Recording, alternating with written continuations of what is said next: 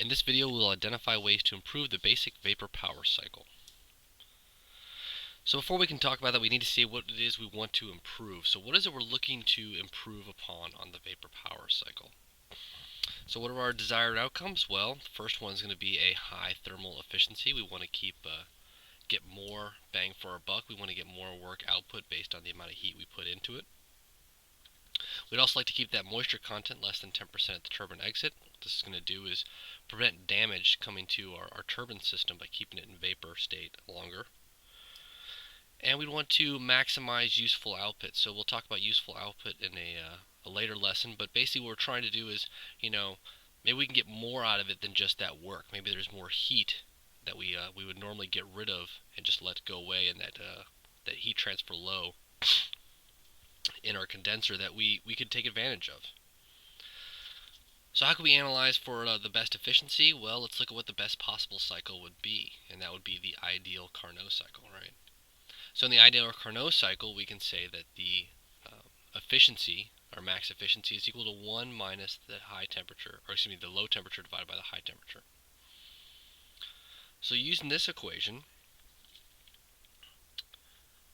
we can then say that in general, one of the things we want to do is we could improve our cycle by increasing our high temperature, because if the temperature high increases over here, then what that's going to do is it's going to cause this second term here on the right side of the equation to decrease, which then means 1 minus a smaller number gives us a bigger number, so our efficiency will be bigger. Okay, so we could look at increasing the high temperature. So we'll look at this on the chart over here on the right. So we have two pressures that we're coming in on that correspond to temperatures. And this is a temperature versus entropy diagram. Well, so if we looked at, say, we had state 1 coming in here at our low temperature, we went through an isentropic compression, and then we're going to go all the way to state 3 here through heat addition until we get to state 3, and then we're going to go to another isentropic expansion, come down to state 4, and then come all the way back here to state 1 in our cycle. Now, all of this area covered between these temperatures and these lines of isentropy, that's going to give us our net heat transfer, and we know that for any cycle, the net heat transfer equals the net work. So this area inside here is all of the net work. And we can say that when we can look at it is we want to increase the amount of work in the cycle.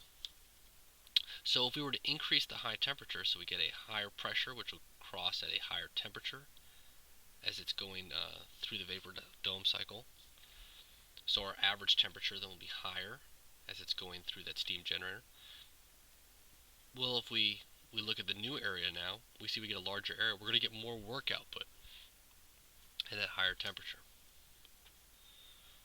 We could also look at this going the other direction. So instead of just increasing the high temperature, what if we decrease the low temperature? So now we have a new low pressure line with a low temperature corresponding, which is going to give us, you can see, much more work output, or much more net work than we would have originally. So we can see numerically that this is going to increase our efficiency, but we can also see graphically that we're going to get more work out of this system if we are to increase the high temperature or decrease the low. So let's talk about in general. So that was just focusing on those efficiencies, but in general we want those strategies to improve our performance. Remember, we're trying to look at increasing thermal efficiency, decreasing moisture content, and maximizing useful output. So like we already talked about, you can increase the steam generator pressure, so the pressure going from 2s to 3 in our ideal, so just 2 to 3 in any cycle, any steam power cycle. Give us that higher pressure, give us a higher temperature high, right? Decrease the condenser pressure, same concept. If we get a new temperature low average going down here by decreasing the condenser pressure, those are going to improve our efficiencies. We could use superheat, which we talked about previously. So superheat, instead of going state 3 just here to the saturated vapor line, we're going to keep going even higher. Again, we'll get an average temperature high even higher. Another one that's used with superheat sometimes is called reheat, and we'll talk about that in a later lesson, where you're going to increase the temperature and you're going to come back down, you're going to expand it, and then you're going to reheat it again and drop the temperature. Another added benefit of superheat and reheat is that you can often lower your moisture content because your state 3 is so far outside in the superheated region that you're coming back either with a smaller moisture content or possibly even having zero moisture content as you come in. Our fifth possible way to improve our performance would be regeneration. So regeneration is where we use feed water heaters to take some of that,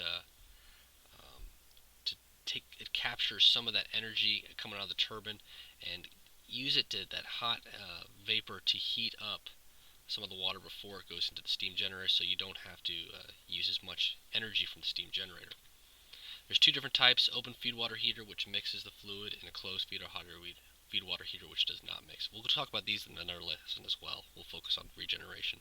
Regeneration, you got to be careful and you got to do your analysis because sometimes it'll help, but sometimes it's just gonna, it's the amount of equipment you have to add to the system is just going to take away from the system and not really going to give you as much benefit as you'd like.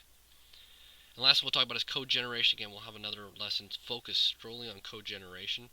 But code generation goes to that topic of maximizing useful output. So code generation is looking at, what about that heat coming out here from 4S? After it comes to the turbine, we're still got some warmth. We got some heat energy that we normally just dissipate to the environment before we get back to state 1. Well, what if we could capture that heat and use it for something? Heat up some buildings or use that to heat something else up rather than just letting it go to bleed off and call it waste. So that's what code generation is.